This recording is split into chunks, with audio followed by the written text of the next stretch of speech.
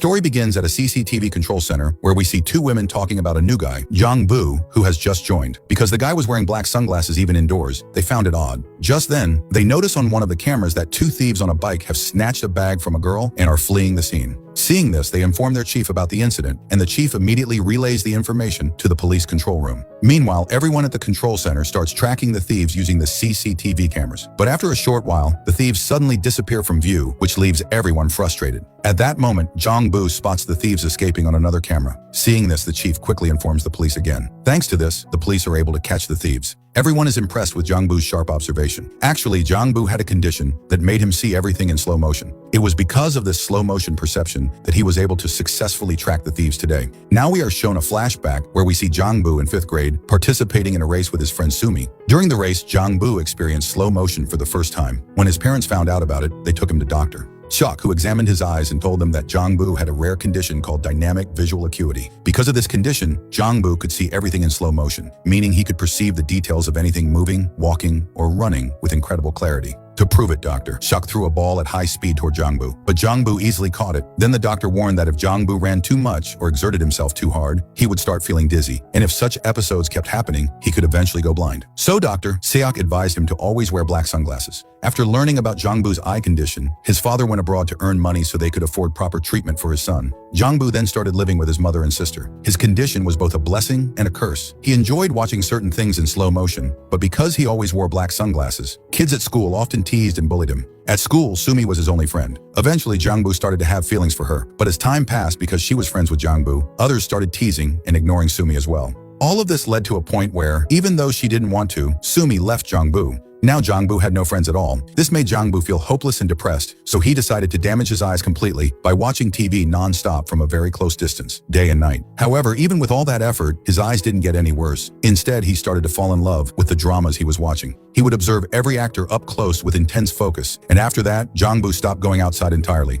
To save money, his father didn't even return home during holidays, and just like that, 10 years passed. One day, news arrived that his father had died in a workplace accident. This tragedy left Jong-boo's family shattered. After his mother and sister, the only close person left in Jong-boo's life was Dr. Seok, so he went to visit him. Dr. Seok advised him to start going out, find a job, and help support his family financially. Following this advice, Jong-boo began working at a CCTV control center. This brings us back to the present timeline of the film. Here we see that Jong-boo actually enjoyed monitoring CCTV footage, as it reminded him of the dramas he had grown up watching. The only difference was, in dramas, everything was acted, while the scenes he watched on the monitor were real life. At the office, Jong-boo barely spoke to anyone. The person who sat next to him, named Byung-soo, tried to talk to him, but Jong-boo would just nod silently in response without saying a word. While monitoring the cameras, Jong-boo would often count the number of steps people took to reach certain places. Byung-soo found this a bit strange, but he never asked Jong-boo about it. Then one day, Byung-soo asked Jong-boo if he had a girlfriend. Hearing this, Jong-boo was reminded of Sumi. The next day, we see Jong-boo going to visit Sumi at her home. Sumi was very beautiful but struggling financially. When Jong-boo arrived, a loan collector was already there demanding payment from her. The collector yelled at Sumi saying, "Sell your house and pay back my loan." Jong-boo watched her from a distance, but couldn't bring himself to speak with her directly.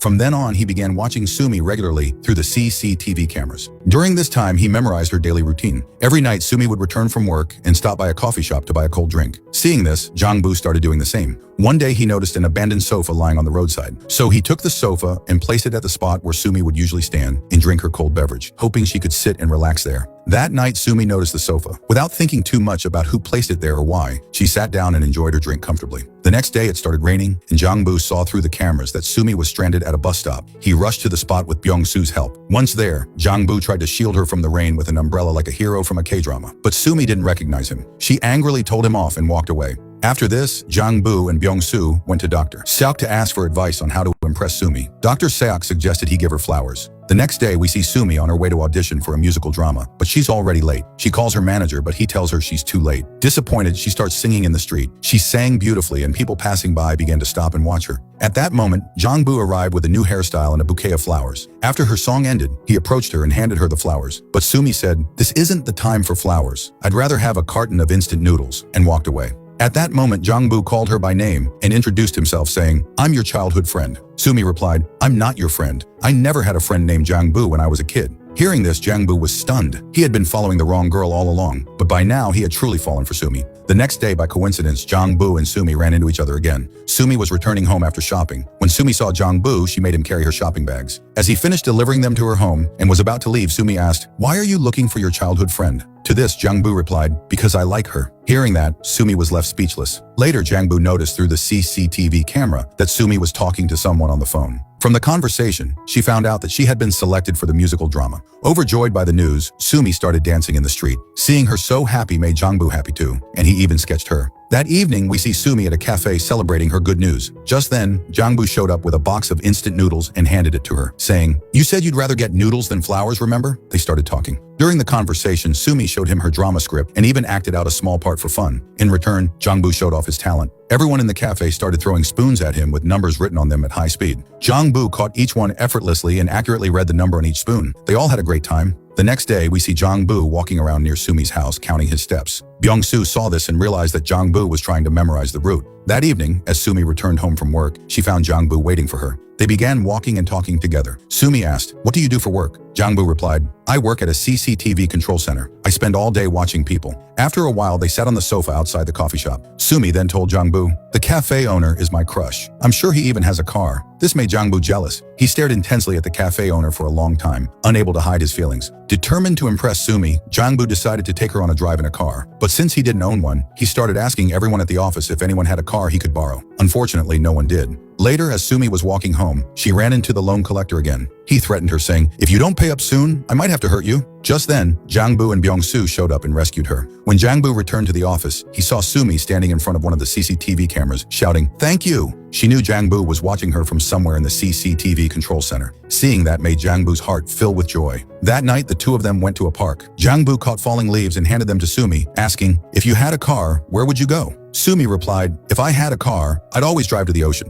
Jang-bu didn't have a car, but he started regularly riding a local bus and became friends with the driver. Jang-bu had seen the bus driver many times playing baseball alone at night after work. So one night, Jang-bu joined him to play, and while they played, opened up about his feelings and asked for help. The driver agreed to help him. The next day, Jang-bu, the bus driver, and Byung-soo picked Sumi up from the bus stop to take her to see the ocean. They had to travel to another city for that. Along the way, the three of them were having fun and enjoying the trip. But as they approached the city border, a police officer stopped their bus and told them to turn back because local buses weren't allowed to enter another city. Angry, Sumi came out and started arguing with the officer. Meanwhile, Jang-bu just stood there silently, watching her in slow motion, completely mesmerized. After a while, Byung-soo calmed her down, and they all returned to their city. Back at the CCTV control center, the chief informed everyone that the number of kidnapping cases targeting women had recently increased in the city. He told everyone to stay alert. At that moment, Jang-bu was watching Sumi through one of the monitors, but suddenly Sumi disappeared from the CCTV footage. Seeing this, Jang-bu panicked. He ran to the location and barely made it there, only to find Sumi's scarf lying on the ground. Before he could even think, he realized it was a prank. Sumi had staged it. She wanted to know if Jang-bu would come to save her. Then Sumi asked Jang-bu, "Do you like me?" Jang-bu responded, "Yes, I do."